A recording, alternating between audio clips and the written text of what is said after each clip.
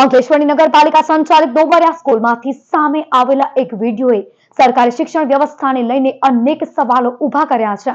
Social મીડિયામાં viral થયેલા એક વિડીયોમાં વિદ્યાર્થીઓ અભ્યાસ કરવાને બદલે તગારા અને પાવડા વડે કામ કરતા નજરે પડી રહ્યા છે, જ્યારે સ્થળ પર શિક્ષિકા પણ હાજર હોવાનું વિડીયોમાં જોવા મળે છે।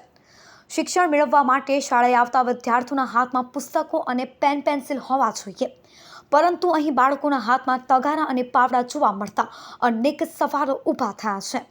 આ વિડીયો સામે આવ્યા બાદ વાલીઓમાં પણ રોષ જોવા મળી રહ્યો છે। શાળામાં બાળકો પાસે આવી પ્રકારની કામગીરી કેમ કરાવવામાં આવી? શું આ અંગે શિક્ષણ વિભાગ કે નગરપાલિકાની મંજૂરી હતી? જેવા પ્રશ્નો હવે ચર્ચાનો વિષય બન્યા છે। હાલ વાયરલ વિડીયોની સત્યતા અને કામગીરી પાછળના કારણોની તપાસ જરૂરી બને છે।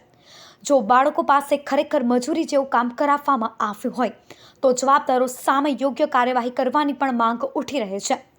જો કે શાળા કે શિક્ષણ વિભાગ હજુ આ મામલે મૌન સેવી રહ્યા છે।